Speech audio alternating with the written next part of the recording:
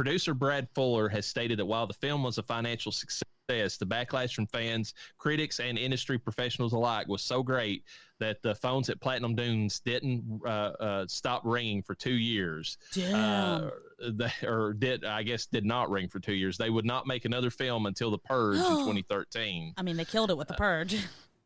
He admits that this film was handled poorly and a step back for the company, and it was decided that this would be their last horror remake. Fuck. Oh my God, dude. It's not even the worst fucking one. It isn't. I still think that Chainsaw was their worst, and it was a good film for what it was, but as far as the remakes, I think it was probably the worst one of the bunch. Yeah.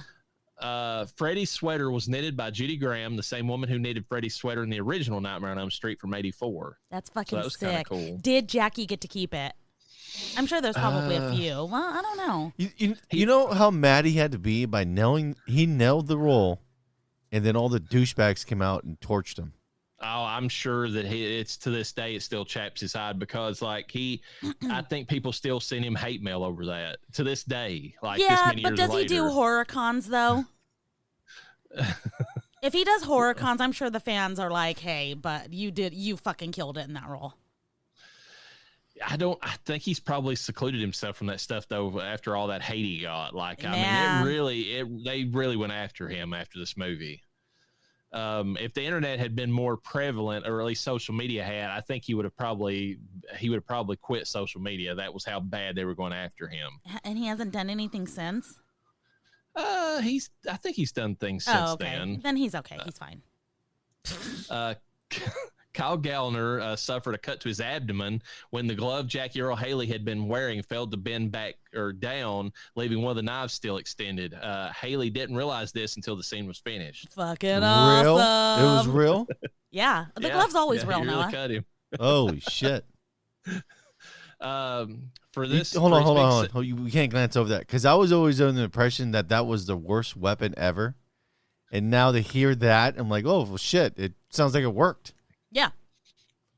Yeah, they always made it working, Noah. I know, but in my head, like I always watched it as a kid, and it was always scary, but I was always thinking, like, what kind of bullshit weapon is this? Like, is it really going to do any damage? And then you say that, and you're like, oh, well, shit. Apparently it does. Well, I mean, you think about like primal creature. I mean, like creatures that would attack us in nature, because that's what Craven based that on, was claws, basically. I mean, you get like a larger animal like a grizzly. I mean, they can disembowel you with those fucking things. Yeah, but they got so much strength though too. A lot of theirs is just flat out brute force.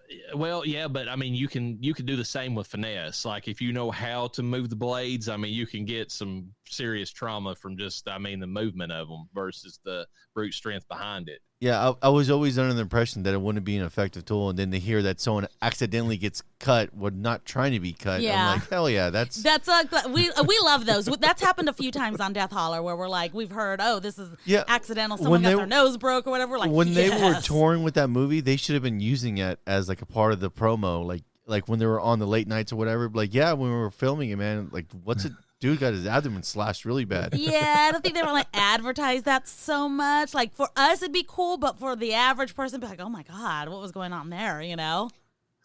Yeah, you gotta remember, there's a lot of women clutching their pearl still over shit like this, so. We don't want an Alec Baldwin situation where like something massive bad went down on set, but he didn't have to serve anything, so I guess it's fine. Whatever. You know? Speaking of the glove, so we all know that I eventually am getting a sleeve of all Halloween related spooky horror film stuff on my arm. But my tattoo artist wants to do the Freddy glove on my hand. Now, I do want to get my hand tattooed. I am going all the way. I have not seen a tattoo yet at all of that where it's on the top of the hand. And I don't know that he can successfully do that on my hand. Yeah, a lot of tattoo artists hate doing the hand. Yeah, he had suggested it. He didn't say he wasn't dead set on it or anything. I would love to do it. I just don't know that it's going to last. I have a suggestion. If you do the glove from Wes Craven's New Nightmare, the one with the bones, that's the coolest where one. it's integrated. Yeah. Yes. Yeah, you're talking about the new Nightmare one, Yeah. right? Oh, Yes, of course. I wouldn't have it any yes. other way. Wasn't that from the original film poster, though, that you said? The film poster, yes. That's what they based that on, yeah. Yeah, was the original Nightmare on Elm Street film poster, even though that's not what the hand looked like in the film. Yes, that, I don't know where I'm going to get the glove. I would love to have it on my hand. I just don't think it can be successfully done and look good for a long time. If not, someone got a tattoo where it looked like their body got slashed. Now, they got it on their arm. I don't know that I'm going to have enough room on my arm because I still have small arms. But someone got the slash, and it looked like it was written in Freddy's slash, finger slashes, never sleep again. And I thought that was really fucking cool. If they didn't put bitch out from it, then it's Bitch! not legit. Never sleep again, bitch. Maybe I might do that just to throw in a little Frederick nostalgia. Oh, Frederick. Really. Welcome to primetime, Bitch. He just, we talked about his quotes, Robert Englund, and he always, in every film, threw in a bitch somewhere. I don't know so much the first film, but at least every film after that. Bitch. I remember. Well, I think he called Nancy a bitch when she hit him with the vase. Oh, yeah. He did. Bitch. Yeah, he had to throw in a bitch. Bitches love being called bitches, Yeah, they do. Pull her hair, slap her around a little bit. I'm your boyfriend now, Now, bitch. Oh, my God. For his big scene in the opening sequence, Kellen Lutz chose not to sleep for a few days to get himself into Oh, he looked like a sick motherfucker, too. character. Yeah, A few days? that's what he said. Oh, man, I'd throw up. I would die. Yeah, but you're an actor. You don't have any real responsibilities. That's true. He That probably would had be people worse! driving him back. No, it would be easy because you can just go through it. You can just do whatever you want all day long. It's not like you turn around and going to work and picking up the kids. Yeah, but like the lazy fat bitch that's in here somewhere, bitch, would want to sleep. You know me. I know me. We all know me. This is where the disconnect is because if you were in Hollywood, you'd just be doing cocaine the whole time. Okay, well, hopefully he did some of that. I'm 'cause pretty sure. cocaine's a hell of a drug. Mainlining coke while off of a hooker's tits or something. Yeah. That's the way that you do that. What are you doing? I'm getting ready for a movie role. Yeah, practicing. Honey, I want a divorce. Freddy says that the human brain will still function well over 7 minutes after death. This is actually true. The human brain will function nearly 10 minutes after death. That's Whoa. disgusting. You're just reliving all the bad decisions leading up to you dying.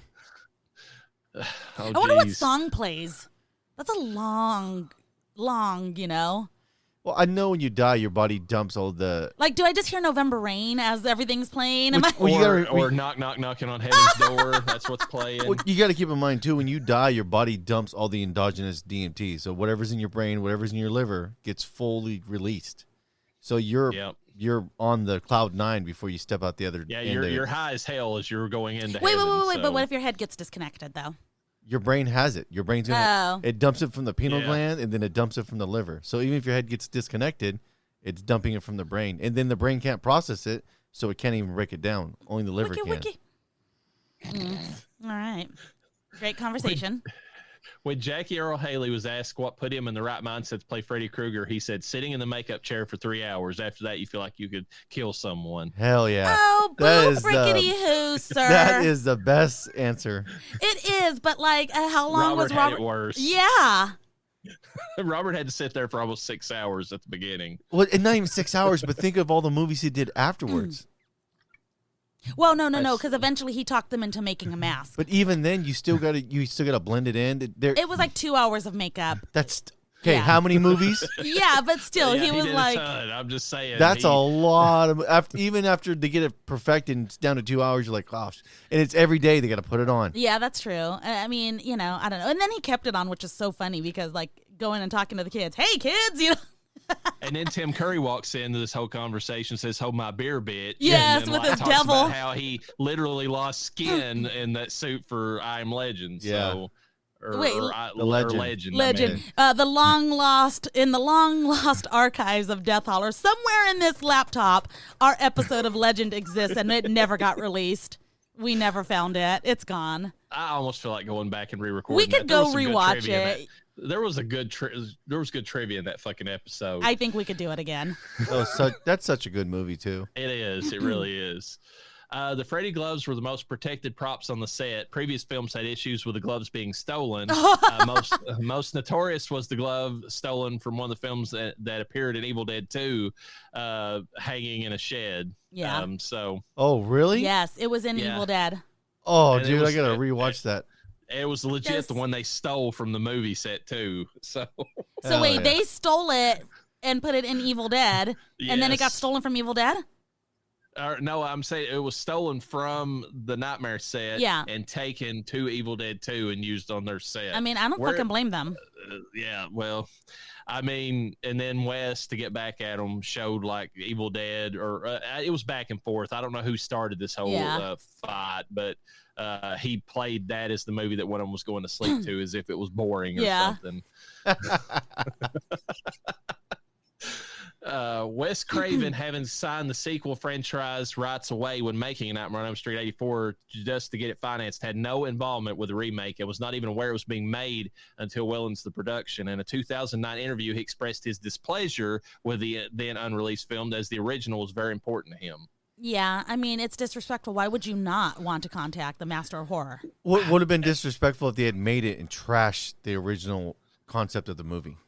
That would have been bad. That would have been, but I think if you're going to make these movies, as beloved as they are, just like we talked about earlier, you need to get both Robert to sign off and give his blessing to whoever's taking over the role. Yeah. And it would have been great when he was alive to have Wes come in and say, this is a good, you're doing a good job. And they didn't, and look what happened. I'm not saying that it's because they didn't, but I'm saying it's because they didn't. The problem is fanboys always get out in front of their skis.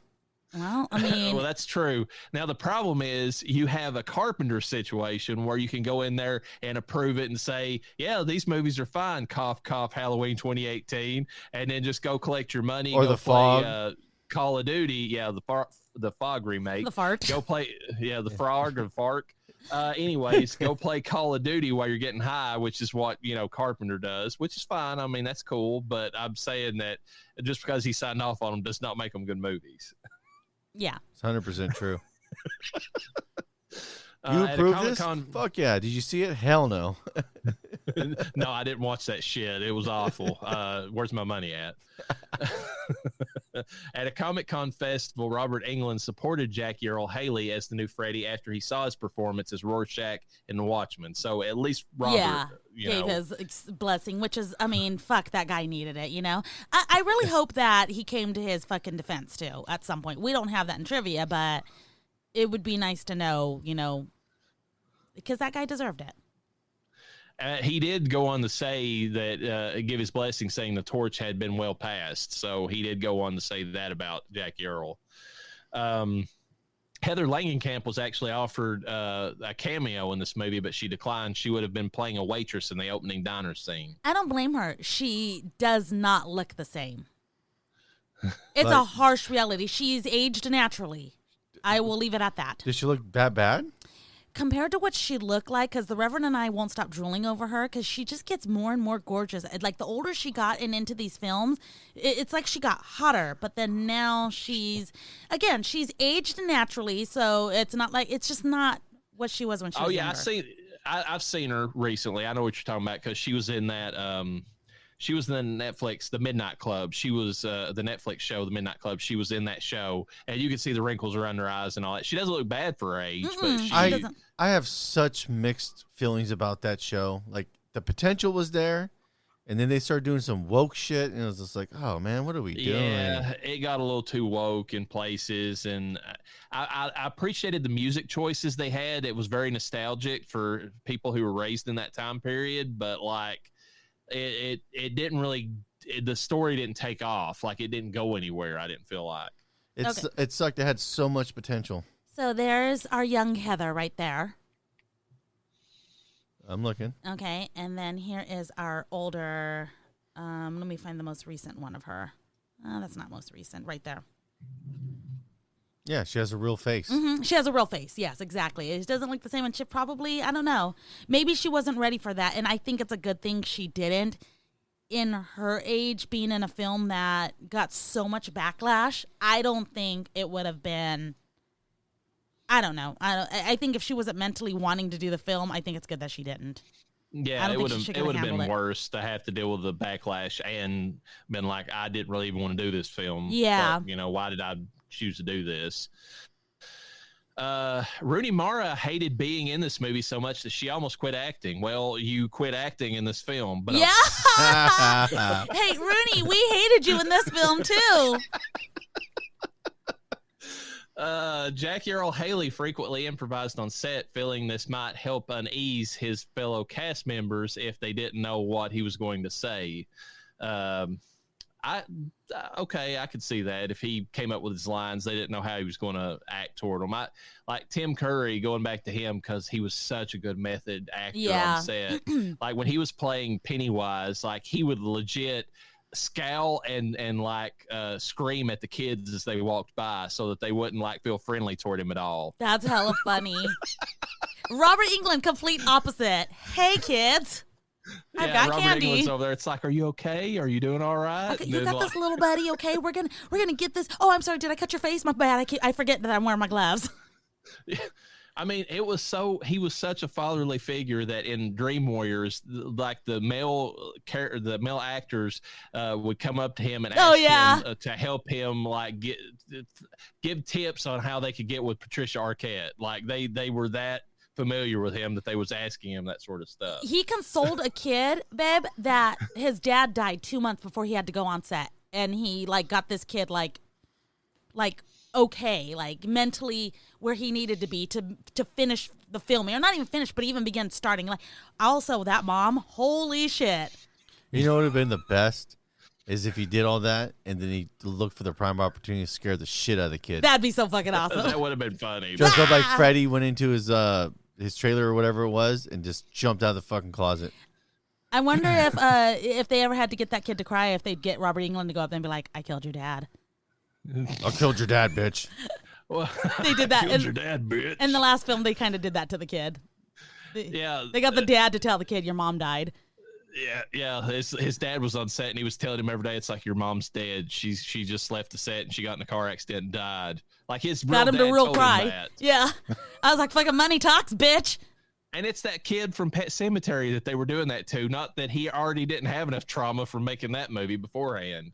I mean, he didn't really get hit by the truck. Spoiler alert. He was fine. It was fine. They had to direct the kid to hold a scalpel while he was a toddler. And the kid's messed up, okay? Look it. Am I wrong? Would we let our daughter do that? I feel like we would have let our daughter do that in film.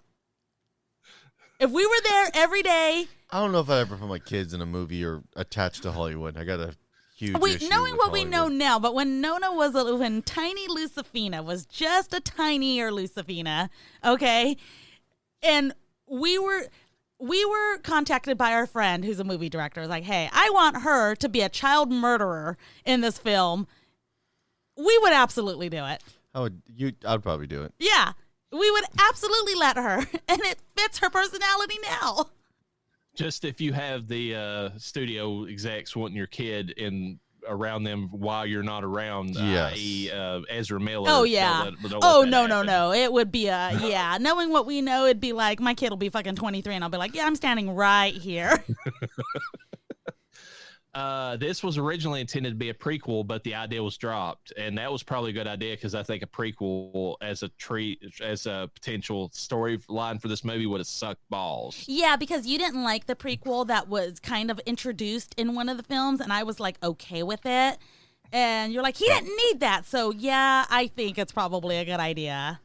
Yeah, that was the one that they introduced in part 6 where they made Freddy like a family man before he started a psycho family man. Before he started choking his wife in the backyard. Yeah, like I thought it was cool. I did like Alice Cooper being in it though, as like his stepfather that beat him on a regular basis. That was pretty cool. Feed my Frankenstein, bitch.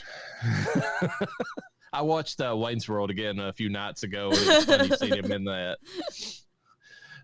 Jackie Earle Haley actually scratched his corneas with the contact lenses he wore, delaying production for a short time.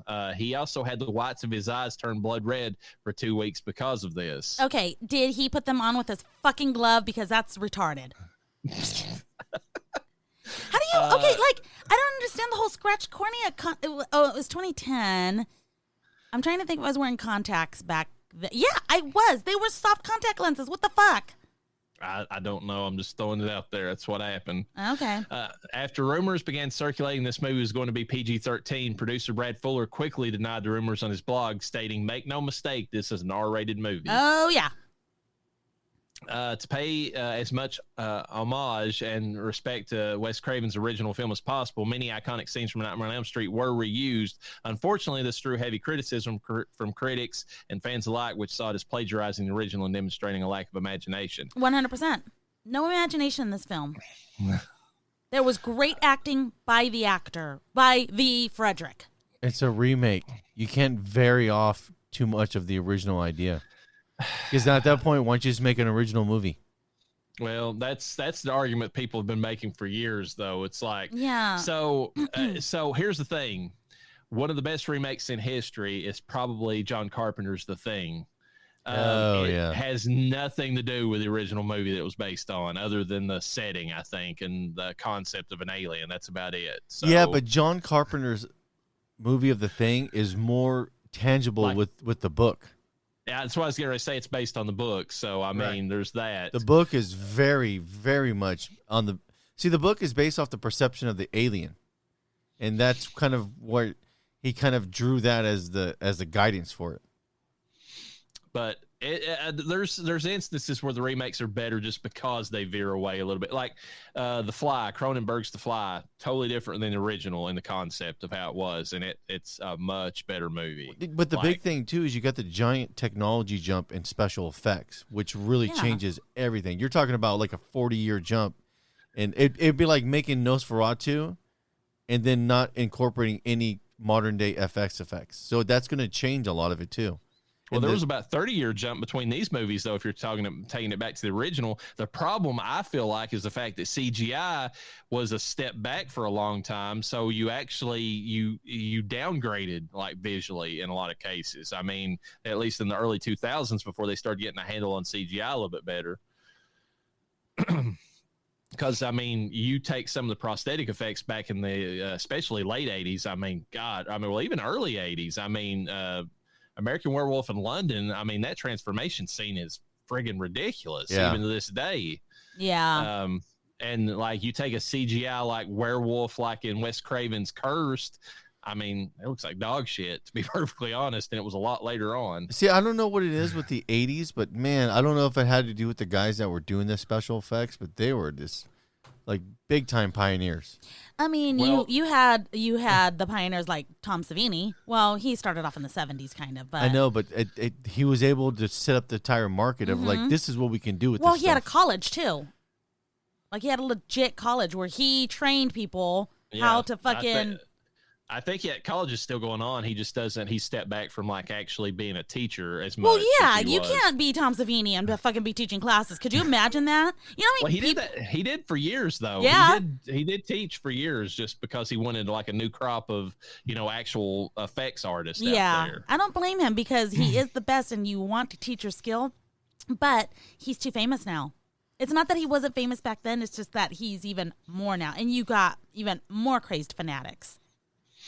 But yeah, I mean, you talk Rob Bottin, who did like The Thing. I think he also might have did American Werewolf in London.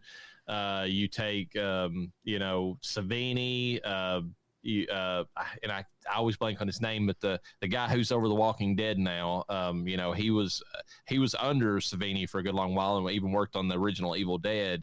Like there's not a class of like FX people that are like that anymore. It's all like guys on computers just like cranking out code. I mean, it's very few.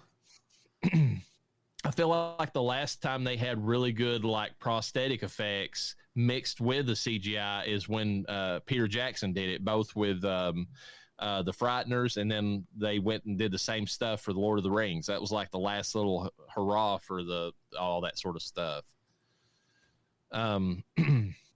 The script went through nearly 15 drafts. The final film is a hybrid of 4 of them. Eric Heiserer, who's listed as co-writer, has stated he saw very little of his contributions in the final film. Sucks to suck. The rumor is Jackie Earle Haley auditioned for the first Nightmare on Elm Street in '84, and his friend Johnny Depp tagged along, but was so handsome they asked him to audition, eventually giving him and not Haley a part in the film. The truth, Haley told Movies Online, is impossible that I auditioned for Nightmare on Elm Street and don't remember. It is possible that I auditioned and don't remember. It's also possible that I could have been sitting next to Johnny in the waiting room. That's the only thing I could figure where that started from. Oh, okay. Jackie Earle Haley was initially apprehensive about playing Freddy, as he was intimidated by playing a character that he felt was really owned by another actor, i.e. England. However, the idea of playing Freddy excited him so much that he decided to accept the role. Yeah, I don't blame him. I appreciate him doing that, although I feel bad for the backlash he got. Yeah.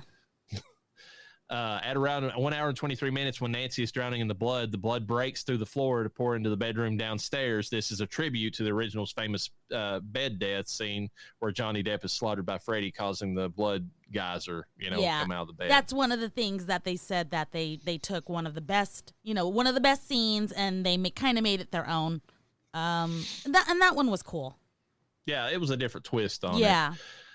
Director Samuel Bayer began pursuing Jackie Earle Haley to play Freddy after he viewed the screen test he did for the movie Watchmen, stating it blew my mind, which rightfully so. Rorschach is awesome. The school board president of one of the two high schools the movie was filmed at allowed the movie to be filmed there under the condition that no death scenes were being filmed inside of the school. Apparently he was okay with molestation, but not death. I'm just saying, folks. I mean, they didn't. They didn't think that one through. Gotcha, bitch. Gotcha, bitch.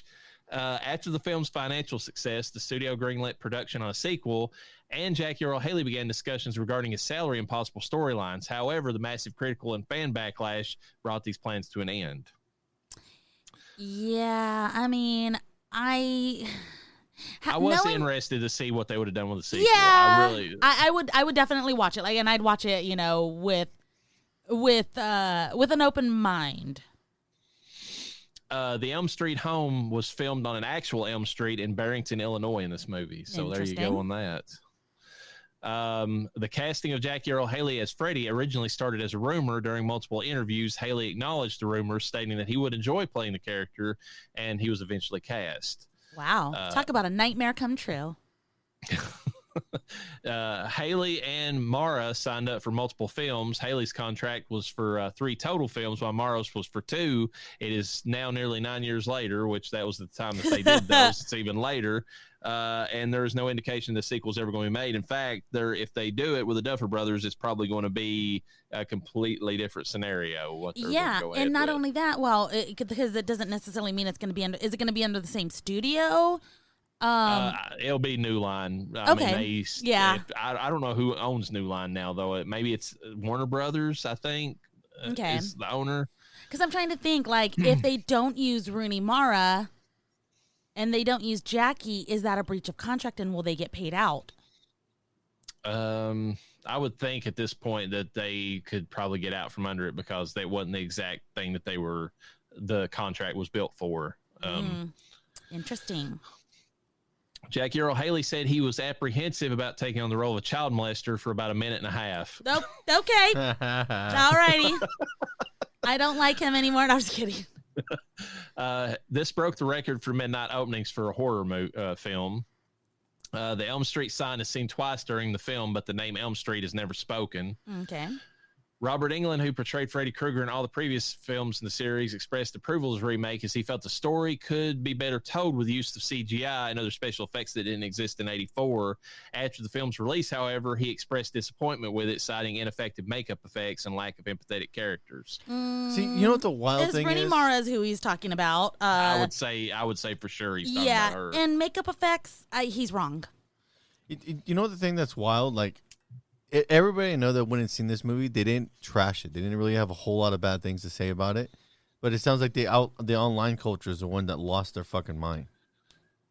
I think this was a mob wave that, how it's the Nickelback effect. I mean, really, yeah. If you listen to Nickelback back in the day, everybody sung their songs. Everybody was cool with them. There was a small group of people online that started that whole shit about Nickelback sucks. If you listen to Nickelback, you suck. And then they were hated for years. I mean, even the lead singer, talked about it recently on TikTok, and he said, I don't know where it came from. He said, but it was just overnight we were hated by everybody, you know. And now they're coming back and they're saying, I always like Nickelback. And I think that's what's happening in this movie. Like, people are saying, well, it's not that bad. And it's like, where were you, you know, back in the day whenever it was getting trashed, you know? I just realized we were days away from, we didn't realize we were days away, but we were days away from having Benny when this film came out. Yeah. So it was definitely a home watch for us. Well, for you, I didn't watch it. Let's see. A sequel to the film was planned, which would have focused on Krueger going after the people who had burned him alive. The opening sequence of the sequel would have expanded on the flashback to when Krueger died, which would reveal that he was taken to a hospital where he would have succumbed to his wounds. And then became a hot nurse. I'm just kidding. That would have been awesome if he'd gone after the adults. Yeah. That would have been fine. I mean, actually, that would have been, I think you could have maybe, I mean, you wouldn't have been empathetic necessarily, but you could have understood it a little bit better. Oh, in yeah. this case. Yeah, it would have made more sense to go after them. However, none of the adults in any of these films we've seen would have known what the fuck to do. They didn't have the wit or the energy or anything that their kids fucking had. No. I still think back to the mom in the original Nightmare on Elm Street. She was like drunk off her ass every damn day. She'd be the first one to go. Not that, but it would have been the best showing these people trying to go do their day jobs while that shit was going on. Oh, yeah. While they're fucking having fucking flash naps or whatever the fuck they're called. Johnson, why are you looking internet porn again? It's like playing on the computer or whatever. And then they're sitting there and they're like, you know, in their dream, they're sleeping with like hot, Nurse Freddy or something. Hot Nurse Freddy. Give him that tongue of doom. We've already kind of covered this about it was the last one they did before The Purge and A Quiet Place. At his audition, Kyle Gallner impressed everyone so much that he got the role the same day. Wow. That doesn't happen that often. They usually have him come back 3 or 4 times. Billy Bob Thornton and Steve Buscemi were considered to play Freddy Krueger. No and no, but thank you. We appreciate the time. I'm trying. Well, it's Buscemi, as some people say. I'm trying to think of Steve Buscemi or Buscemi like as that character. All I can think of is him coming in there with a fedora on, with a skateboard slung over his back, like in that movie, and he's like, "Hello, fellow kids." And like that, crazy eyes. Yeah, the crazy eyes. Crazy Eyes Krueger. Billy Bob Thornton would just play Bad Santa, but like in a Freddy outfit. That's literally what he would have played. I don't know. I think Billy Bob Thornton could have pulled it off. He can be menacing. I'm not going to rule that out, but he has some good chops. He's did a lot. He has a wide eclectic things he's played. He does. It's just hard now that we've seen what's his name, Jackie, in the role. I think he did. I think he did a stellar job with it. I don't know that Billy Bob could have done it better. Billy Bob's getting a little old too. No, this is the original. Back in the day, he was offered. I don't know, but definitely not Crazy Eyes Krueger. Freddy's voice was digitally altered in post-production in an effort to give his voice a supernatural quality. Oh, that's lame. I could have gone my whole life not knowing that information, honestly. I really thought that was him. Was that Robert Englund or Jackie's? Jackie's. I don't think that they only altered Roberts in like I want to say New Nightmare because they wanted it more demonic sounding. Oh yeah, and they did a good job with that. But how was Jackie's voice in Watchmen? Oh, really good. Like I mean, he was basically roaring like it. You know, whenever he had like say his lines or whatever. I mean, he was damn good in it. Well, yeah, really and then did they have to enhance his voice? Is what I'm getting at. They didn't. It was a choice. Okay. Don't like it. I just find it funny that they said supernatural. Yeah, shut up. This was the first Nightmare movie not to star Robert, of course, as Freddy, and he played that character in every other thing out there. Oh, yeah. The makeup team wanted to make Freddy look more like an actual burn victim, and the crew had many reference photos of actual victims, which detailed how white the skin would appear after healing. They did not want the audience to turn away in disgust whenever Freddy appeared on screen, so they opted to take away some of the realism. So they backed it back off of what they wanted it to look like. See, I think they nailed it because his face looks tight and like that's kind of. It looks like he had reconstructive surgery. It looks like he was a burn victim going through surgery. So what they basically made it realistic enough to where it got the point across without making it gruesome enough to where you were like, oh fuck, I can't, that's what they were going for. They did a good job with it. Oh yeah. When the prop department was designing the glove, they built dozens of models, some of which had claws on all 5 fingers. That'd make it hard to wipe your ass. Yeah. Samuel Bayer turned down the offer to direct twice. He previously turned down several Platinum Dune films, including the Amityville Horror remake, which we've not covered that, and we will at some point. I mean, what's your all's thoughts on that Amityville Horror remake? I didn't hate it, but I didn't feel like it was necessary, and Ryan Reynolds wasn't that great in it. I don't remember if I saw it. It sucked. Okay, I don't know if I saw it, but I can't take Ryan Reynolds serious in a horror movie. That sucks. That was the worst part about it, was just because of that. And then, of course, was he just basically Van Wilder in a more like no, he serious role? He became this. It almost seemed like a walking around idiot. It was like a weird version of a menacing. I don't know.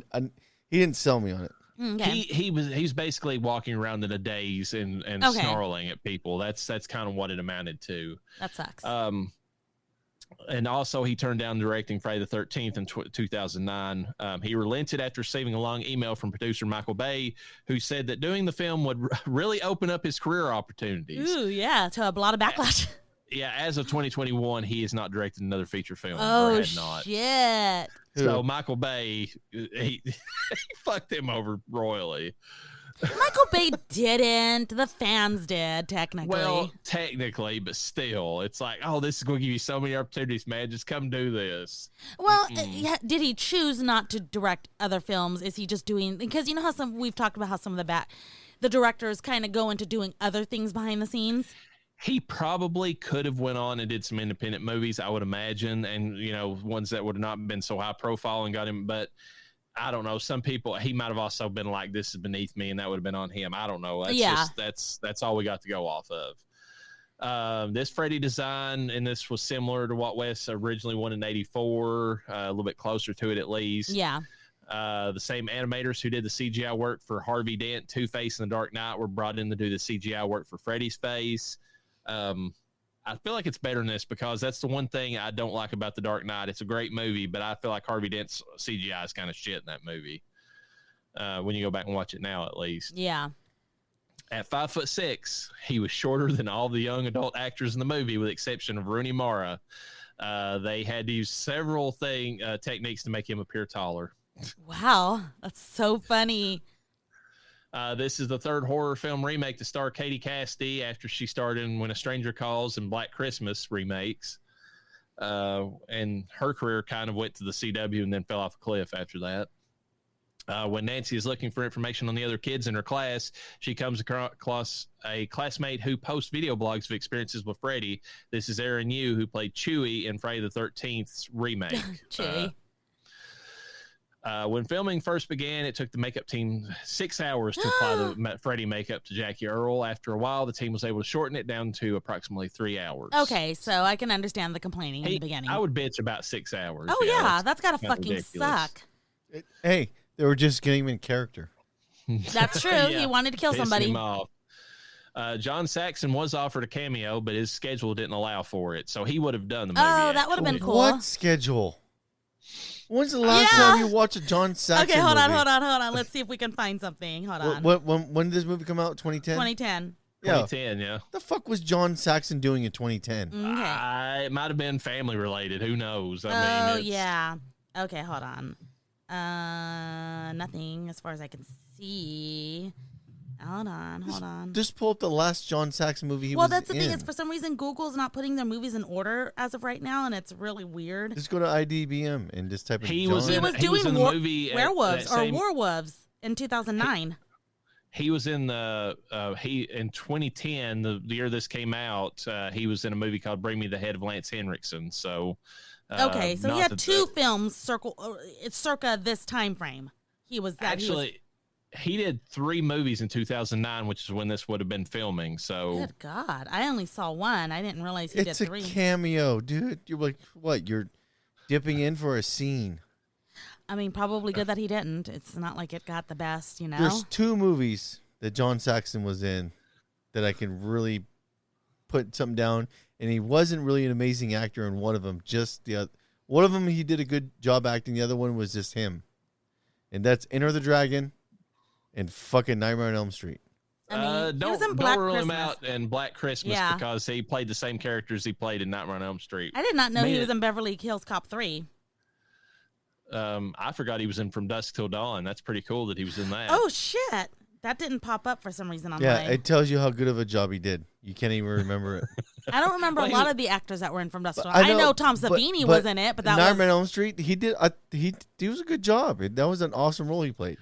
Listen, after Salma Hayek was let Tarantino lick her feet, I mean, it's hard to remember anything else about that movie. I'm just saying. Let's throw that out there.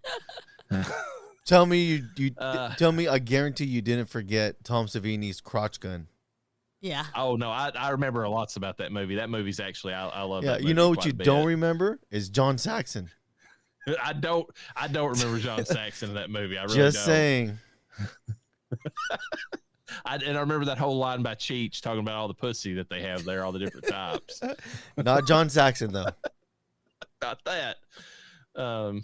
I'm trying to remember. Salma Hayek said that she was up for playing some character recently, and I wished I could remember what it was, but like She has to. Her husband, she'll do anything at this point. Her husband will not let her stay at home and be a rich housewife. He's like, nope, that's not why I married you. You're going to work and you're not going to get fat. I am not joking. She said that.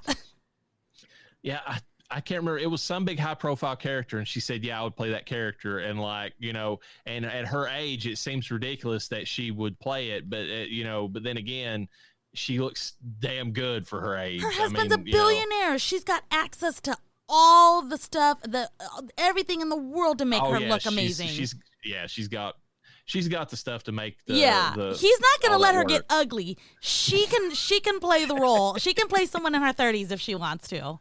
I don't think she's had a lot of face surgery either. She got her knockers done. For one thing. That's not her face. Though. I know that's not not her face. I think she got her face done because she's tight. Like something about when you get your face done, you look like a snake, man. I mean, if you think Courtney Cox in the new Scream movie. Yeah, but Courtney Cox doesn't have access to billions of dollars. Her husband's a fucking. She looks like a lizard person. She does. She got the cheapo special. You talking about lizard people? Look at Madonna. I mean, yeah. that's an alien right there. I mean, Salma Hayek probably has the blood of newborns pouring on her daily. Okay, she can afford that kind of shit. She has an Aztec temple in the backyard. Yeah, right from the movie Dusk Till Dawn. Yeah, whatever character is Satanica, Demonica, or whatever. That's actually her in real life. Yeah. As part of the Freddy actually in unadjusted dollars, this is the 8th all-time highest grossing slasher movie ever. Damn. Oh, really? The remake one was? Yes. In unadjusted dollars. So in adjusted dollars, what is it? I'm sure that it would be even higher. Yeah. I mean, as far as like how grossing, how much it did pretty good. As part of the Freddy makeup, Jackie Earl Haley had some of his face covered in a green appliance, so it would be digitally altered in post-production via green screen technology. So, I mean, considering the fact that I didn't really notice that much, I give him credit. That's pretty good CGI. Yeah, I'm going to agree. I mean, we just came off of 1994 CGI, so, that was pretty terrible. Freddy Krueger and Nancy are the only character names that reflect the original Nightmare on Elm Street. In the remake, however, Nancy's surname has changed from Thompson to Holbrook. Ooh. Also in the remake, whether coincidental or intentional, the characters of Chris and Jesse seem to be references to Kristen Parker from Dream Warrior and Tina and Jesse Walsh from the first movie and then Freddy's Revenge. Katie Cassidy auditioned for the role for the film as a big fan of the original film series. I still think she should have been the final girl in this, but whatever. And I'm not a huge Katie Cassidy fan, but she was good in this movie. Yeah, she's not the best in the stuff that she's done, but she was good in this. Yeah. The design for Freddy's iconic fedora hat wasn't finalized until the film was a month into shooting. Okay. Highest earning horror remake as of June 2010. The film used CGI only when absolutely necessary, such as the detailed touches on Freddy's face. Practical work was done to stay as faithful to the original as possible. That's awesome. According to Jay Bauman of the production company Red Letter Media, which I love their stuff on YouTube, when he was hired as a stand-in for Kyle Gallner, he got to see Jackie Earle Haley put on Freddy's sweater for the first time. He said that he also got to chat with Haley about the remake, and he said that Haley rewatched the first Nightmare in his hotel room and called it the worst movie ever. What? Yeah, apparently that's what Haley thought about the first Nightmare movie. That's hella funny. You know, you're obligated. You're not obligated. You're welcome to have your own opinion. Who is this again? This is the guy who played Freddy in the 2010 remake. Freddy. So Jackie was the one that said it's a horrible movie? Yes. The very first movie was, yes. Not only bad, it was the worst movie ever, is what he called it. Really? That's your metric? That's what? Oh, how the turntables. What about the movie Bloodsucking Freak? So that was a classic? The fuck are we talking about? Okay, but had he seen about a movie it? that makes you feel bad. I mean, that one just, ugh. Okay, but Worst movie I've ever seen, really? It made Lloyd Kaufman, actually go back and say that he probably shouldn't have released it. So that should tell you something. Dude. Bauman went on to say that this in his commentary track on the Red Letter Media website. He was only there for a day as a stand-in, as he didn't like the idea of 3 weeks of night shoots. But Jay Bauman's pretty cool on Red Letter Media, so I'll give him credit for that. He knows his shit when it comes to horror movies, especially like obscure ones that no one really knows anything about. He would know about Bloodsucking Freaks, actually. Thomas Dekker has retrospectively spoken out against the film post-release. When appearing in a documentary on the making of John Carpenter's Village of the Damned remake, he mentions A Nightmare on Elm Street as an example of failed remakes and calls it a horrendous mess. That's sad. I want Jackie to make another horror movie that sucks. So everybody's like, really? Yeah, the worst that's movie true. ever? What about fucking this one, cocksucker? Kyle Gallner was the first to be cast. Katie Cassidy was the last to be cast. Wow. In the beginning diner sequence, the colors red and green are prominent throughout, Oh, indicating yeah. that Dean is dreaming and is in Freddy's world. That's kind of cool, but you still don't really feel like it. It looks like it could be. It almost looked like it could be an 80s diner scene, you know? I thought that opening scene was hella good. That's my favorite one.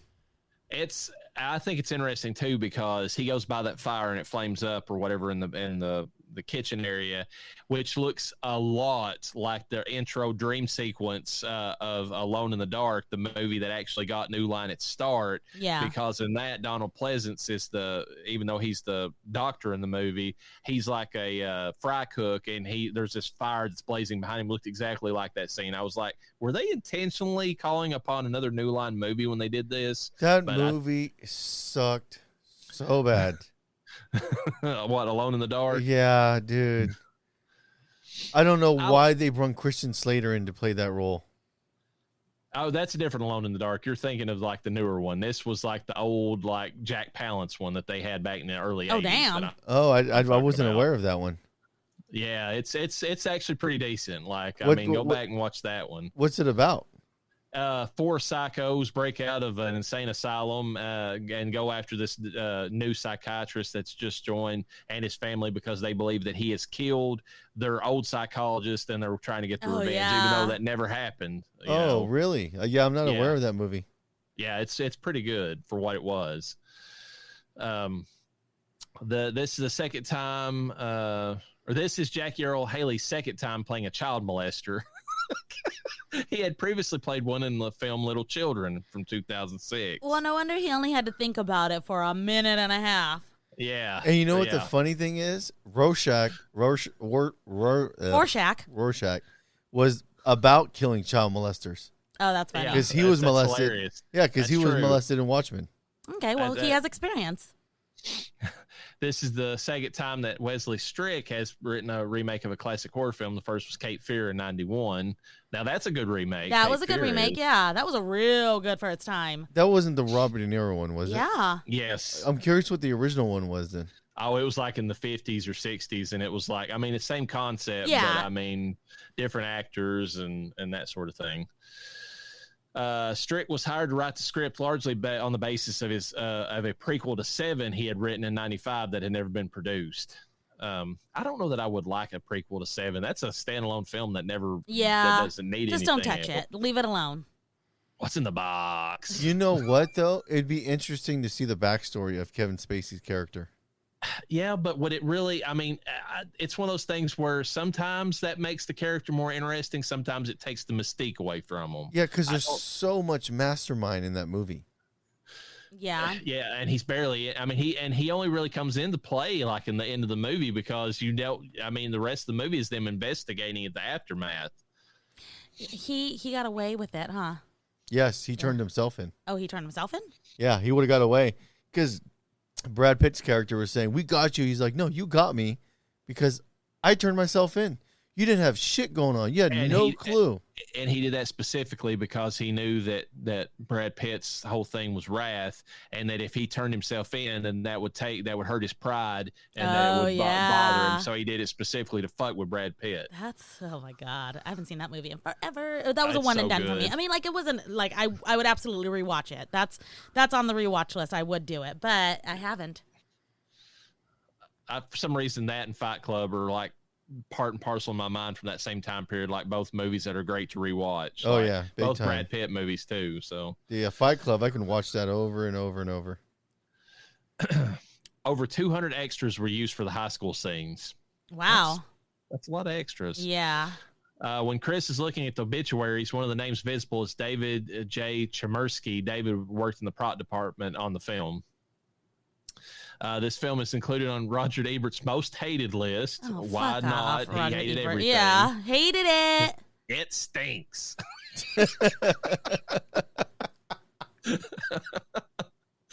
I already mentioned it. Ronnie Blakely, who played the mom. You guys got to clip that sound bit and put it on the board. So every time you guys talk about something, every time you're talking about Roger Ebert, you can just like drop that. It stinks. I almost need the two guys or whatever. Hated it. Yeah, hated it. 2 snaps, y'all. I don't. He hated every fucking thing that was good. Who like, listens to this douchebag give his opinion on stupid boomer? Old white women that clutch their pearls. Dude, boomers are so disconnected from what movies are.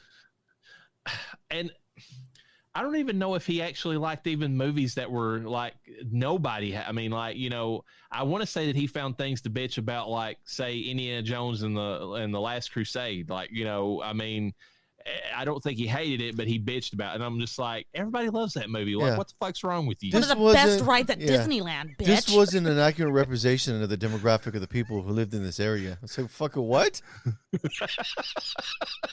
Like, what are we talking about? The guy ripped a heart out of someone's chest and he didn't die. The short Asian character that follows Indy around is annoying. I don't like him. Was that really one of his concerns? I know. I'm sure it probably was. I wouldn't be surprised. But yeah, I would not. Oh my God, dude. It would be something like that. The most pettiest shit that you could pick out of a movie. And that's what he would go for. What's that for? I don't know. We've already talked about Ronnie Blakely being in Nashville, and then Connie Britton ended up being in the TV version of it, which is kind of weird. Yeah. Around 19 minutes just before Chris falls asleep in class, the teacher tells his students to turn their pages to 84. 84 is the year that the original movie came out. That's a nice little throw in. Wait, wasn't there a Goosebumps or not a Goosebumps, but a Fear Street 1984? I think, yeah, because it was something like that. It was 84, 94, and then like 16, or maybe it's 96. I don't remember. It was, but yeah, that was okay. I tried to get into that little miniseries thing, dude. It was. Wait, it wasn't. Rough. I was thinking of it was American Horror Story, wasn't it? 1984. They did do an 80 one, yeah. That was I actually ended up liking that one when it was all said. I know, we've discussed it a few times. That Fear Street, man, like all the ideas were kind of good, but the execution was atrocious, man. Like the only one that I liked in that was the middle section, one that was the throwback to the 80s. Yes, the summer camp one. Yep. Yeah, that was actually pretty good. Yeah, American Horror Story was 1984, so. It's interesting to set it then, because I mean they were basing it more upon Friday the 13th, the way it was set at a summer camp and that, but in the American Horror Story specifically. But then that's when Nightmare came out. Well, so and then that's of course cool. that killer, I forgot what his name was. Yeah, the whichever vampire one. or something, or not. God, what? Richard Ramirez. Yeah, Night yeah, that's Stalker. what. Yeah. Let's see. Jackie Earle Haley and Rooney Mara were originally signed up for multiple films. Blah blah blah. We've already said. Chris is wearing a number 10 jersey in the film, the same as Johnny Depp wore as Glenn in the original film. I did notice that. Same jersey that was worn in Scream by Rose McGowan. Connie Britton, who plays Nancy's mother, and Judith Hogue, the attending ER physician, would later play sisters on the ABC drama Nashville. Principal photography lasted 70 days. Let's see. Connie Britton, who plays the mother of Rooney Mara, is 1/3 of a love triangle in American Horror Story. This triangle also includes the role played by Kate Mara, which is Rooney Mara's sister. That's hella funny. It is kind of funny. Kate Mara, by the way, is a better actress. Oh, than her 100%. sister. Yes. She can emote. Yeah, because that character is actually pretty good. That's in American Horror Story. Yeah. Nancy Holbrook's house address is in this 2010 remake is 428 Elm Street, exactly the same as that of Nancy Thompson's and the original Nightmare on Elm Street in '84. Freddie used the "I'm your boyfriend" now line from A Nightmare on Elm Street, and "How's this for a wet dream" line from Dream Master. And Nancy does the way that Laurie Campbell killed Freddy with "You're in my world now, bitch" line from Freddy vs. Jason in 2003. Still need to see that. What? Freddy vs. Jason, but I'm waiting. October. Buckle up. Well, look I've had to buckle up a good, maybe not so much this season, but a lot of movies we've seen has been a buckle up for me. I just want to see anybody that criticizes that remake watch Freddy versus Jason. You tell me that was a better movie. It's not. No, it isn't. It's a fun movie, but it's not better. I was gonna say, if it's a fun movie, like So you take the two most iconic murderers in horror slashers and you make it a comedy? What are we doing? Yeah, it doesn't work so much with Jason, but we'll get there. We'll get there. I haven't seen it yet, so we got to save it. Well, the worst part of it is they focus too much on the main or the normal people in the movie, the survivors, as it were, and you're just like, that's not what we want from this fucking movie. We want these two to fucking fight each other, whatever. That movie has credits in one regard. The murders, the murders are some of the best murders, though. Oh, that'll be exciting for me. That is true. Did our kids like it? I think Nona was laughing when we were watching it. Well, Nona is maniacal. She's just weird. What about the boy? I don't know. It's Jason. He puts a blanket over his head and then he yank it down. Put your hands down. Watch a movie. A sequel is planned for a 2012 release. Rooney Mara's Tanner Hall co-star Brie Larson was set to play Kristen Parker in that film. Woof. I don't know. Although I will give Brie this: she's been showing her tits more on like the red carpet these days. So there's that for her. Oh my god. Okay, these are all the actresses that were supposedly going in the consideration for the role of Chris. Lisa Ann Walter, don't know who that is. Kim Cattrall, Too old. Whoa, way too old. That's what I'm thinking. Cynthia Nixon, Too ugly. Kristen Davis, Maybe. Maya Rudolph. Nope. Kate Mara. Yes. That would have been weird to have Kate and Rooney. Would in have the same loved movie. Kate in this role. She would have been way better. Maya Rudolph. Maya Rudolph. She's from SNL. I know she is. That's why I can't picture her. I can't. I mean, granted, I get that this was 13 years ago, but 13 years ago, they were in their 30s. Yeah. What? And they didn't look super young. I mean, if we're giving this the Steve Buscemi Fellow Kids Award, I mean, even the actress Katie Cassidy was looking a little too old. I mean, she looked like she was in her 20s versus the teenagers. Oh my god, I look like I'm 20. Yeah, but all the dudes had like stubble on their face. That's true. Yeah, how many guys in their 20s do you see stubble on their face? I mean, not many. My best friend had a beard. So like It's like an anomaly at that age. yeah, I think my ex had a beard too.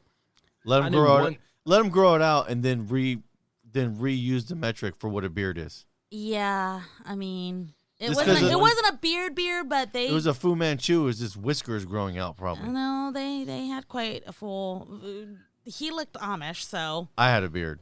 yeah, you have a beard. Correct. This is what a beard looks like. It's not a pretend thing. Yeah, I'm gluing pubes on my face. It was it was shaved down for sure, like it was clean cut. So I only knew one guy in high school that had a decent mustache, and it looked like a porn stash. And oh my wasn't a god, good look for him. Fucking Kayla loves that. She loves a porn stash. Gabriella Spanik, I don't know who that is, and Courtney Cox. No. Were considered. Courtney Cox was way too old to be playing that. Well, game. so were a lot of these bitches on the list. It's like Courtney. They got 3/4 of the girls from Sex and the City. Well, hold on. What year was their first Scream? What year did that come out? 1996. What the hell, dude? She played a 30-year-old then. Yes, I know. What are we talking about, man? Holy shit. It would have been great if she'd came in with that same haircut from the Bangs Oh, look from, God. No. from Scream 3. I can't believe her husband. He was probably like, "What the fuck? Who did you see She that looks did like this Betty to?" Page. That turns me on. Think about what year did Friends end? Oh God, I don't even know how long that ran. Hold it was on. forever. Yeah. Hold on, I'm looking right now. Anyways, go on. Okay. By the way, Taylor Lautner was considered for the role of Quentin Smith. Good thing they didn't cast him. That guy can't act for shit. Okay, so let's use our thinking caps right now.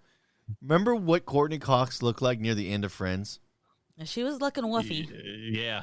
Okay, I want to know what year that was. 2004. Okay.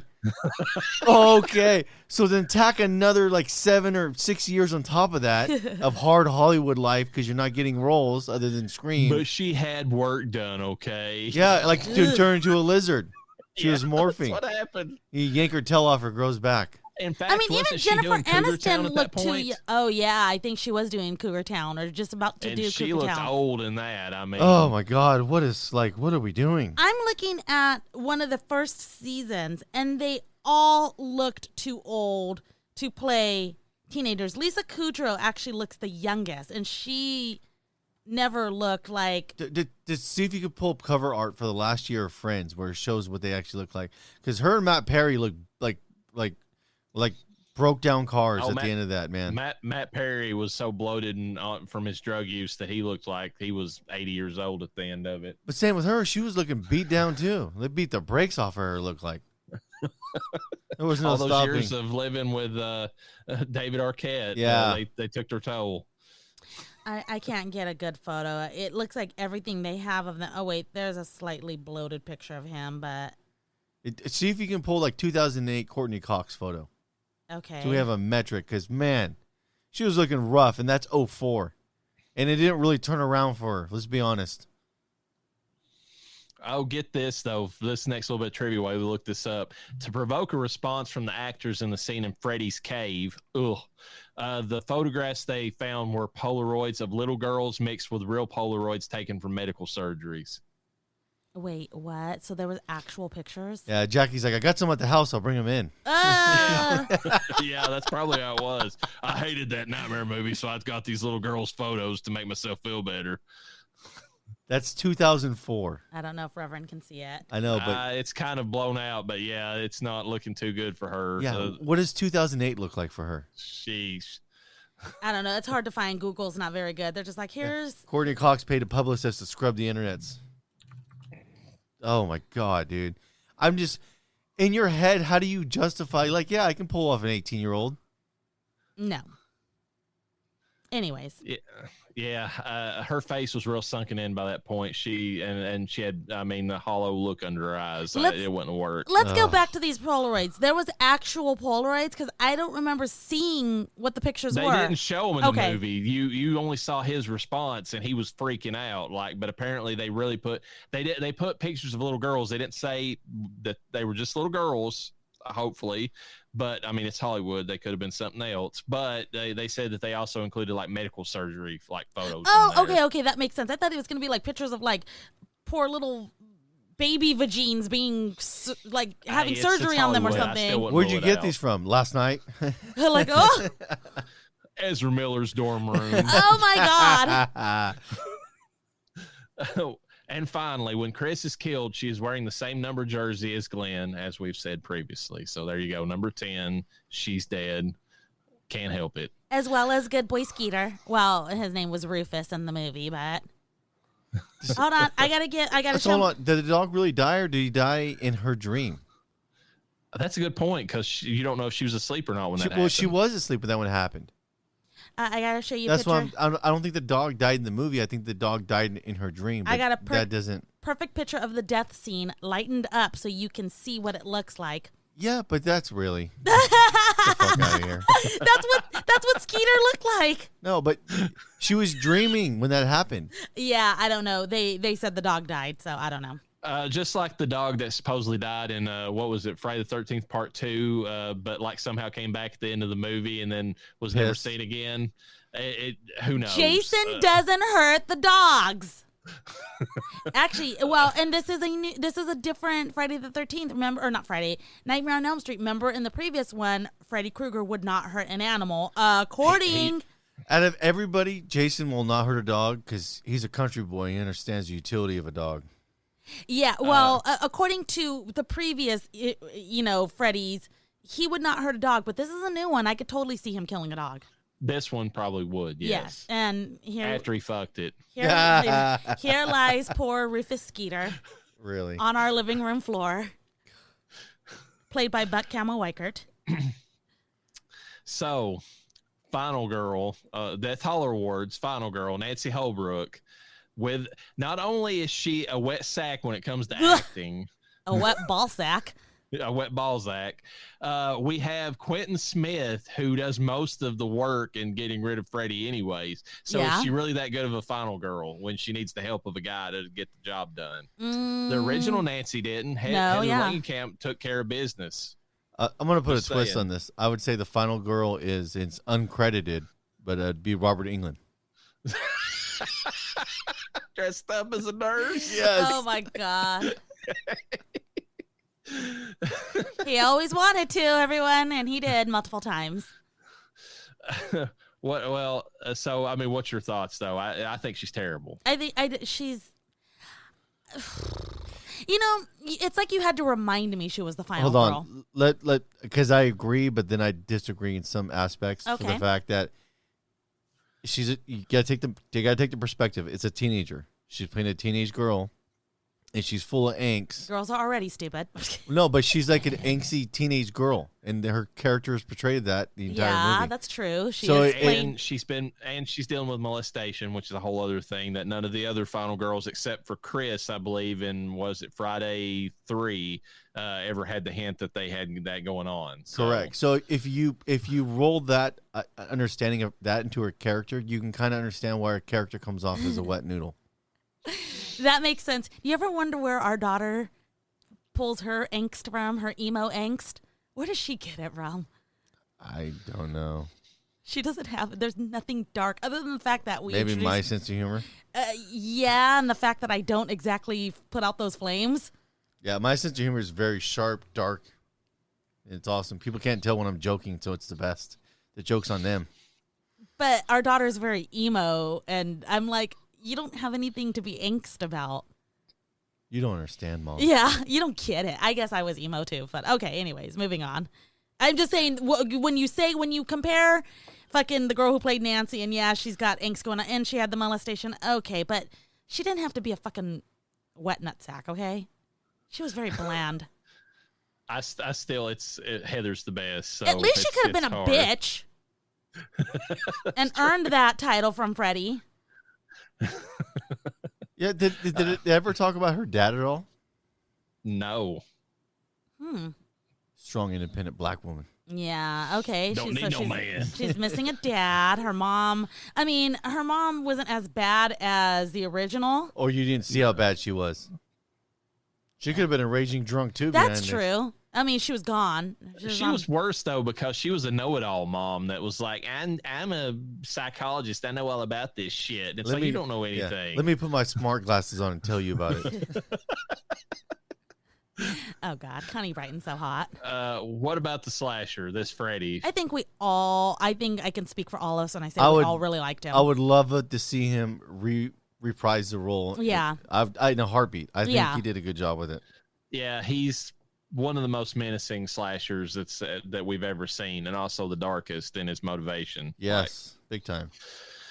Best kill for me was Jesse Braun, just because that whole line that he had for him. I mean, it wasn't the kill itself. It was as they say, my favorite line from It's Always Sunny, the implication.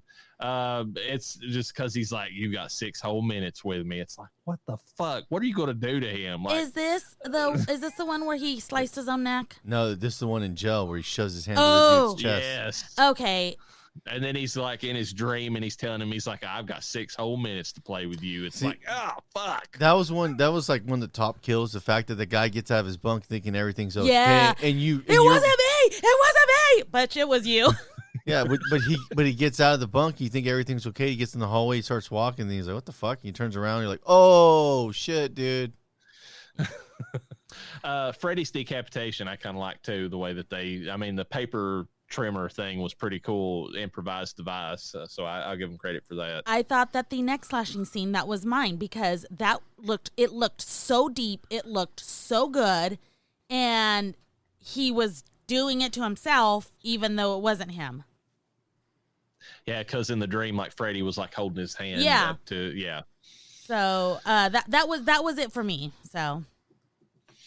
Best scream is Chris. I mean, hands down, Katie Cassidy. I mean, she, like I said, Rudy Mara doesn't really do much in this movie, so it's all in Katie Cassidy. Yeah. I'm going to give this award for the darkest killer motivation. Like Jason's mommy issues, original Freddy, killed kids, maybe molested them. Yeah. This is straight up fucking sick shit. Yeah. Like, I mean, even like Charles Lee Ray, who's not afraid about killing a kid and taking his soul, just so he can have a body again.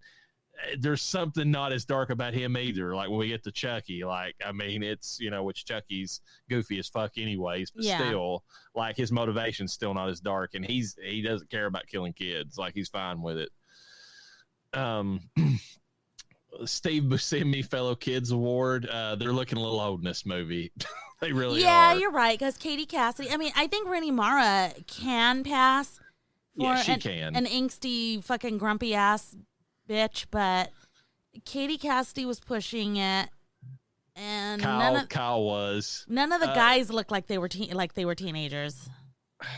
When did Jennifer's Body come out? Oh God. 2009. So Kyle Gallner looked younger and looked more like a teenager in that movie, even though it was 1 year removed than he did in this. I don't know why, but he did. Yeah. Like, I mean, you go back and he looks like a emo, angsty teenager in Jennifer's Body, but he doesn't look that way in this movie. You know what I don't understand is instead of having these kids shave, why aren't they narrowing their faces? There you go, or wax treatment. Yeah, I don't understand laser. That. Yeah, the whole idea is you want a baby's face because you're not old enough to grow real facial hair.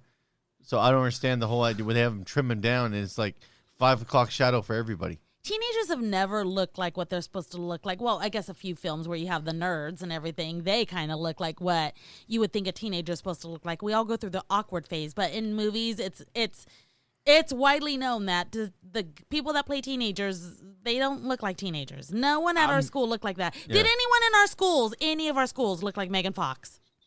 No. In Jennifer's Body? No, not a single person. Okay, so I'm going to throw a movie out there because I love this fucking movie. You can say what you want to about it, but I still love it. Can't Hardly Wait. I feel like a lot of the actors in that movie looked like teenagers. Yeah, but Jennifer Love Huge Tits didn't look like a teenager. She did or she didn't? She did not.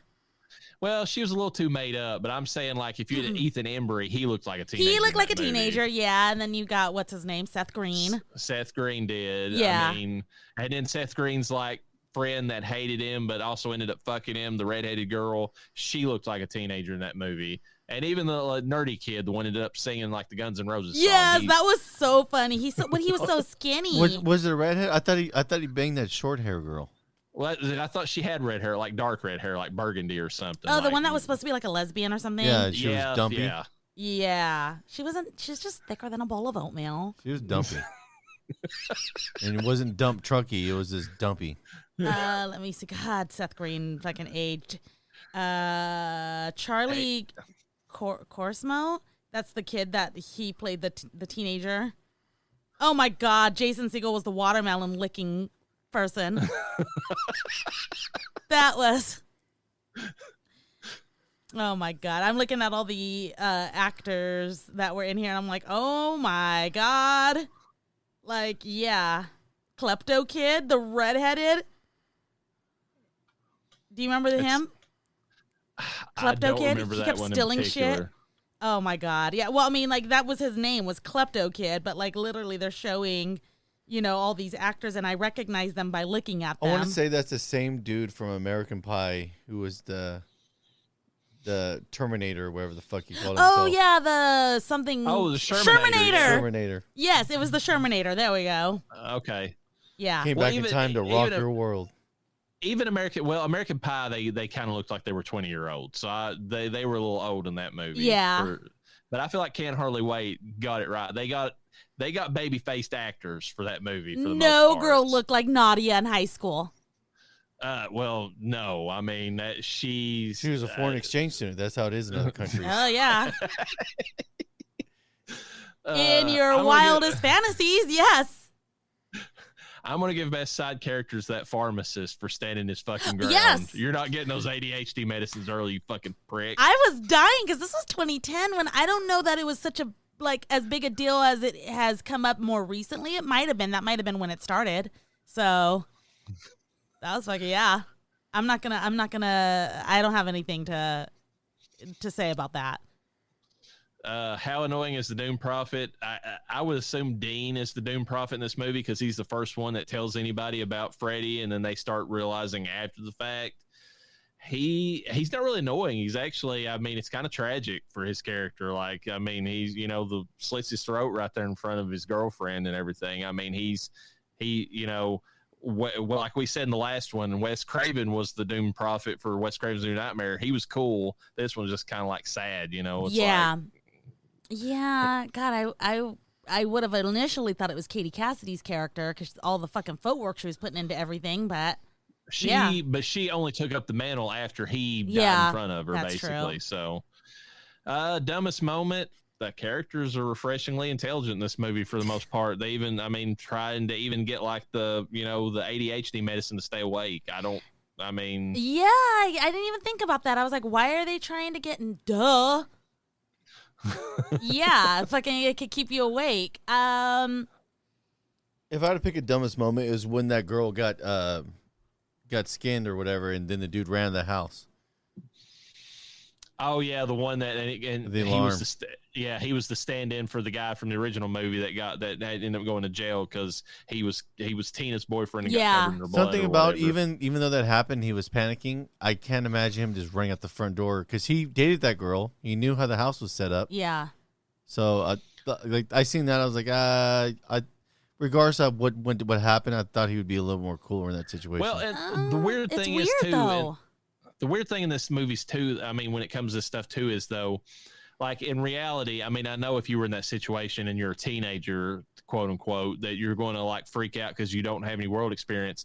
But like, they're not going to automatically assume. If there's not a murder weapon there, you're going to be questioned. Don't get me wrong, but you're not going to be. It's like, the gavel's thrown down, guilty. You're going to jail. But if you run, that just cements the case for you. It's like, it just makes it worse. My dumbass would have ran because whatever's happening to her, I don't want that to happen to me. That's where my head was. That makes sense, but that's not why he was doing that. Yeah. I don't think. My big thing is he came up through the window because he knew that the door was armed because he knew the situation with the house, and then he ran out the front door. He just wanted the GTFO. I know, but he knows that there's an alarm. That's why he came up through the window to begin with. Understandably, yes. But given the situation that's going on, you kind of almost want. Well, he was running because he thought he was going to get blamed for it. Is that what you guys are implying? Because I'm thinking... I don't know, but I feel like he would have been a little more... I'm thinking set that alarm off because now you're going to get the police to come down here, and that's what I want. I don't think that's what his intentions were. No, probably he would not. have called him if he wanted him to do that. That's true, but I don't know. That was scary. That was like the one thing I was like, that doesn't make sense. I would have been like, and then ran out the door. Yeah, but you're also a woman. That's how you guys true. act. Wouldn't a good alarm company, though, like have some kind of thing like on the windows, too? I mean, if they usually, yeah. Just saying. You know what, too? What gets me is how quick the police showed up to the situation. Well, that's because they live in a white suburban a nice neighborhood. That's what happens. It's a nice-ass house. I'd live in Freddy Krueger's house. Fuck. And I was laughing. We picked the kids up from the pool today, and the police were there. And my wife's like, the police are here. I was like, yeah, they're in a nice neighborhood. They don't fuck around here. Yeah, this isn't like down the street from us where when something's happening, they just let it ride. No.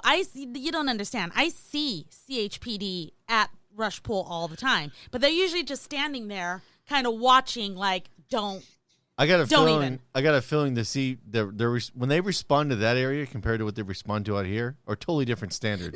No. CHPD is waiting for the trauma to start. They're like, something's going to happen. We're going to be here to put it to a kibosh immediately. Versus Roseville PD, they don't have to be there because shit probably doesn't happen. But when it does happen, they're there lickety split. Yes. You know, CHPD is just like, yeah, something's going to happen. We just don't know when. So we're just going to have someone here. Or the pool pays for one of them to be there, or it's in the contract of, hey, we need to protect Rush Park or whatever, you know? So it would make sense because it's not the worst neighborhood, but it's not the best either, you know? And here I am thinking about how the place that I'm from has like one sheriff Yeah. and 2 deputies for an entire county. And if you need any help, fuck you, you're on your own. Well, it's basically the same thing out here. You call the police, they show up after the crime. That's no, because we live in a nice neighborhood. We live in such a nice neighborhood that a cop stood outside of our house watching flames going up, and the only thing he thought was, do I need to make sure this house doesn't burn down? He didn't want our house to burn down. He didn't think you were doing something illegal like burning a goddamn couch in the backyard. Hell yeah. I burned a whole couch in a burn barrel. And when you told him you were doing that, and I made the smart choice by sending a white man out instead of me going out there being like, what do you want, you know? But like a white male came out, he's like, hey, sir, just burning a couch. I just wanted to make sure your house didn't burn down. Have a nice day. That's what kind of white neighborhood we live in. I think how that went down, me and my buddy in the backyard drinking, burning a couch, and Rainy comes home. And the burner barrel is like out of control, and he's just over there with the water hose. And my wife's like, "What are you doing?" Nothing. I'm on the second floor, looking down at the flames, reaching the second-story window. Yeah, I could feel the flames, a fan in my face. You know. That's yeah. Okay, police, white neighborhoods. Yes, it makes sense. All right, so we've hinted at the article. Let's discuss it before we wrap this whole thing up. Oh yeah. So Robert Englund was quoted saying that he would not return as Freddy, but he has some ideas on what they should do if they want to continue the series. He thinks that they should either remake 3, The Dream Warriors, and continue on from that point. Which is his choice film. Which is the fan favorite, and he recognizes that of the sequels. Or they should, or in addition to, maybe go back and remake part 2 and then lean into the, like, you know, for a new generation, the gay undertones. No. You know what my favorite movie is? And I don't know which one it was. And it's not because it was good. It's because the special effects were awesome. It was the one where the guy gets on the motorcycle and it integrates into it. We talked about that, part 5, Dream Child. We love that. Yeah. Dude, the special effects in that one was that was good. That one looked real painful. Yeah, it did. Yeah. I'll never forget that. But to their credit, in part 3, the guy with the veins that came out and made him into a puppet. Even your son was talking about that the other day. That sticks with you. Yeah. It looked, oh my God, they did such a good job with that. I think his idea from taking 3 and moving forward is actually a damn good idea if they wanted to go that I think route. so too, yeah. You just got to dismiss 2 altogether. It had its moment. We're glad the gays love it, honestly. You got your own Freddy film, y'all. Good for you. Happy Pride. I think there's a reason. The reason I think there's potential there is because if you go back and you look at the original ending that was intended for 3, they were going to have Nancy become basically like a dream ghost that would help protect the children of the town against Freddy. And if you went that route, that would be actually pretty fucking cool. And then to bring the Dream Warriors and make them more of an ongoing threat to Freddy. To protect the children of Springwood. Yeah, and actually give them some fucking balls this time, because that fucking Dream Police bullshit was bullshit. I don't know about that. That sounds like all the makings of like a bad TV show. The Dream Police. Oh. Yeah, where every week it's an occurrence where they're battling Freddy in the ether. Well, it could be, but I mean, you also have the potential, to have really cool like dream powers for them, and you can maybe Freddy has to counter them. He has to get more creative about how he goes about getting his kills. You also have the potential of them getting trapped into his own personal hell. So it's not like, they're just... The Dream Police were fucking weak as fuck. And which film was it? Was it 5 or 4? Which one did I... 4. They just took out like chunks. See, you know, if you did like a TV series like that, you'd almost have to have a revolving cast of characters other than Jason. Well, yeah, because you're going to have people that die in real life that get the chance to be Dream Police if they have what it takes. Really? If they have what it takes. Or if they don't have what it takes, they're in the belly of the beast, literally in his stomach, a soul in there. He swallows them. Yep, because they're trapped. Mm-hmm. And then he touches them inappropriately. Well, they're in his tummy, so I don't know how that works. But, we've all seen the 50-foot Freddy, okay? Except for Linnea Quigley, she does form his nipples, or she has her own nipples, whatever. They're nice. That's all I'm going to say. Nice. She literally busts through. Which one's Renee Quigley? Linnea Quigley was in the 50-foot Freddy. She was the nurse tits poking through. No, she was the tits poking through his abdomen. She apparently got so into the scene, she literally busted through it. Yeah, the whole thing fell over. Yeah. She knocked the hole with people in it and everything. Nobody got hurt. Go back and Google it, Noah. You'll see where you'll see the boobs. You can't miss them. Her pressing her tits out. That's all she does in the scene. And allegedly, no. Well, okay, and that's the thing is they were wearing nude bodysuits. I don't know that she was wearing anything. It's Linnea Quigley, so she probably wasn't. She was probably full. Yeah, frontal. But they painted them in this slime before they threw them in this 50-foot Freddy thing that they made. And she was they were literally in the stomach, just, you could see them pressing through. I vaguely remember that part. Yes, and you see her titties against the abdomen. Yeah. Nice. Yeah, but as far as we don't need to remake 2. No, we don't. That was bad. I could see why he would around the backyard going after people. I was like, what the fuck are we doing? Well, his whole argument, and if you read how he describes it, he says they could go more into the whole how Freddy was almost flirting with Jesse in the movie. They could focus more on that if they wanted to have more gay I'm just he was an equal opportunity molester, like I said. Robert Englund, sit down. No. Well, yeah, in terms you're out of your fucking element. Instead of making, you can't remake 2 because if you don't make it as gay as it was in the 80s, then you're gonna have the Alphabet Crew. Let me tell you what's gonna happen if you make that. The Alphabet Crew are gonna be mad regardless because no matter how much you represent, it's not enough. Yeah, that's true. Let me tell you, this is gonna work out. You're gonna make that fucking movie full on fucking Pride event, and guess how many people are gonna go see it? The half percenters. Okay. The same amount that went and saw that one gay romance movie. What was it, Bros or whatever it was called that came out a while back. Yeah, that's what's gonna happen. You're gonna have sales equivalent to Bud Light. Dude, you're fucked. Yeah, I or do. Target. Yes. Look Robert Englund doesn't have the worst ideas. Yeah, he threw in 2, but I don't know. He said 3 or higher, which is fine. I do agree with that sentiment, and I do like the film. His film. That is a favorite. Granted, it may not be my favorite because I'm Raina, but he's not wrong. So he knows where the fan base is, and I think that he has enough experience. Clearly, having brought Freddy to life, I think that he would know what it takes to kind of help the film be successful. He honestly does. I'm sorry. Well, according to the numbers, it was pretty successful. What? The new Nightmare on Elm Street they made. That is true. The dollar saved was successful. Did Freddy ever get backlash, though? Yeah, but But so was Friday the 13th Part 5, and it was so hated after people got the bait and switch and initially went out that they refused to come back for Part 6, which to me is the best in that fucking series. Yeah, so. But if you sit down and rewatch right now. Yeah, but who's going to do that? Lots of people do it. I don't feel like a lot of people do. I feel like people who, like, it should be rewatched. Like he was talking about, everybody's opinion is now changing on that movie. It wasn't as bad as we said it was. Well, that's because they're seeing other films. It's not because they're watching the whole series. But I'm saying, though, that as time goes on, they're like, okay, maybe we misjudged it. This is actually a pretty good movie. I agree, but here's the thing. I think that the time has came and went for them to actually do anything with it now. Yeah. Though it unfortunately got shafted for what it could have been. And I just hope that them having forgiving look back at this one allows them to be more forgiving when they do change out Freddy for that, because they're going to make a sequel, a new movie. Yeah. It's going to happen. If Robert Englund is involved with it in some creative way, I think the fans are going to fucking... I got an amazing idea for the new Nightmare on Elm Street. You heard it here first on Death Holler, everyone. You want to hear it? Yeah. Yeah. Okay, we change it. We make Freddy a woman. No, just listen. Hold on.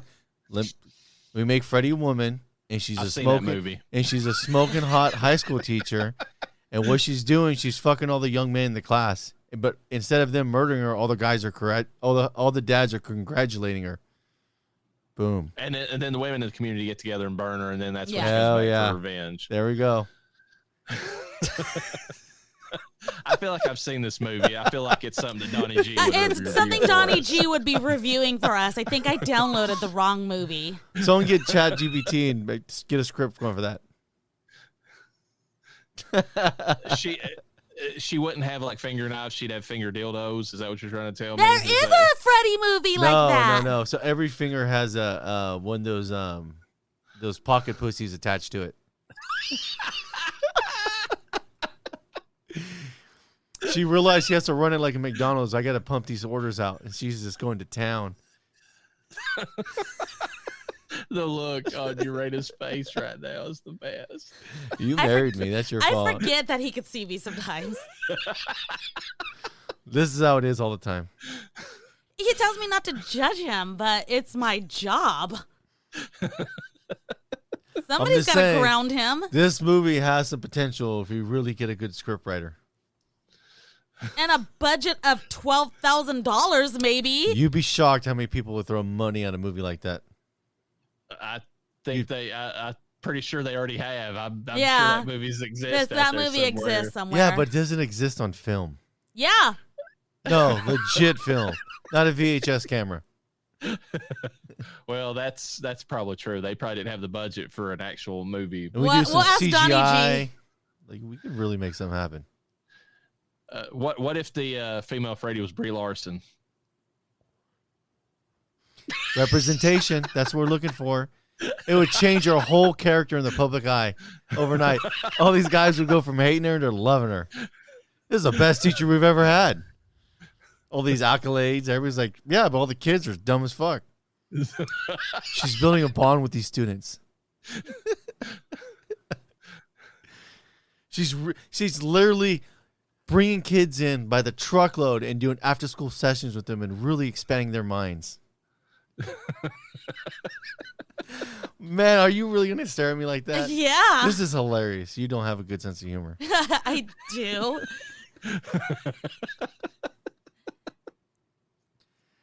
Are we doing another remake? Because we know that it never works. I think that they'd be better off if they did, like he said, started like somewhere in the middle and going. He's talking about Robert Englund, not you. Oh, I thought the girl Freddy's a good idea.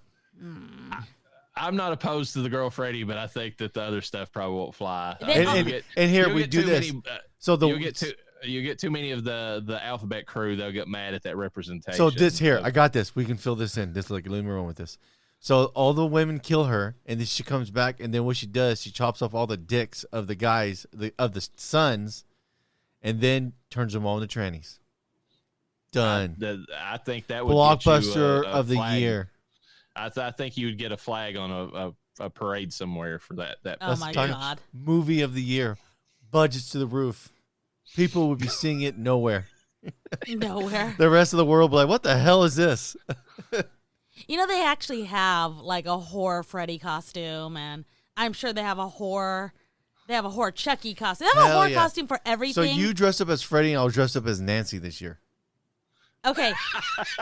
I cannot, in my right mind, as a mom, I don't mind dressing up as a whore, you know that, but like, I can't dress up as a whore Freddy or a whore Jason or a whore Chucky in front of our kids. They would be like, Whatever. That's the worst nightmare. I don't want to go out dressed like Nancy. I was wearing in the room. Nope, you got to go out in public. I don't care. As long as there's a payday at the end of that. Is he going to dress like Nancy from the original movie, or is he going to dress like Heather in that tight black dress as she's getting ready? He's going to wear the tight black dress with the tights. Make him put on some black pumps. Give a shit. I will rock it. He knows on Halloween he gets a trick and a treat. So That's be hell good. We can do that for Halloween. I'll be Nancy and you be Freddy. Horror Freddy? Yeah. Where are we going? I don't know. Who cares a shit? We'll go trick or treating like that. No. Okay, wear like leggings or something then. What do you mean we're leggings? Oh, just what? And we'll cut out the crotch. Oh my God. This podcast is,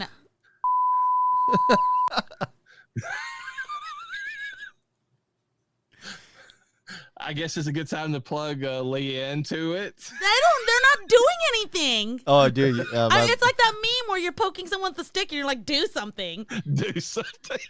Yeah, my buddy is like a manager now somewhere, so he's all scared to death to do it.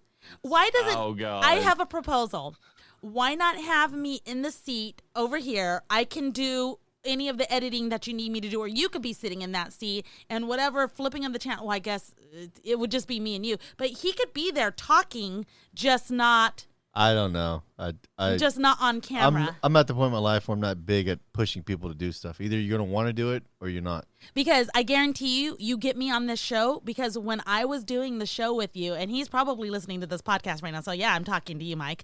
But when I got on the show, he did not like me on the show. I'm not saying he didn't like me on the show. It just wasn't the same. It wasn't the same dynamic you and him had. Yeah, you don't get the same fucked up sense of humor we do. I have a pretty good fucked up sense of humor for a woman. How'd you take that fucked up sense of humor that's laid down? No, you're not doing that. Okay, then. You're not making that's that what I'm saying. I took it just fine. You got to be able to pick it up and run with it for the touchdown. No.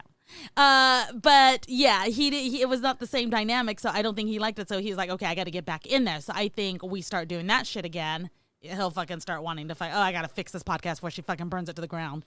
That's a good point. Like, kind of reverse psychology. It's like, this shit, I'm not going to let this go under my name any longer. I'm going to come back and fix this crap. And I will rip apart that podcast, Mike. You know I will. I'll lean right into it. I won't even skip a beat. I'll just roll right with that. Good old Viking graveyard. Just burning ship out in the ocean. So that's my proposal of the whole situation. But yeah, so Leanne to it is, we don't know what's going on with that. And good luck getting Kayla in here for a Hot Mess Express, because that girl needs to get her shit together. You should just do a show with me. You're going to get very uncomfortable. I'm uncomfortable all the time. I've been married to you for a long time. There you go. It's okay, everybody. I married him. It's fine. He's going to die soon. He has a lot of money worth. What?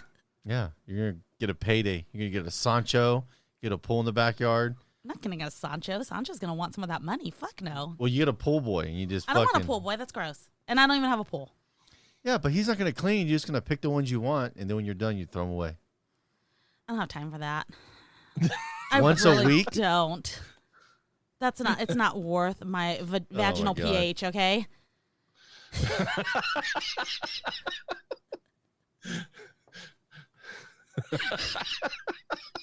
This would be what like Leanne into it is like. That's what I'm sitting there thinking. This is like a preview of the show. Yeah, it really is. So yeah. Anyways, we'll probably do that. We'll see what happens. What'd you call it, Leanne?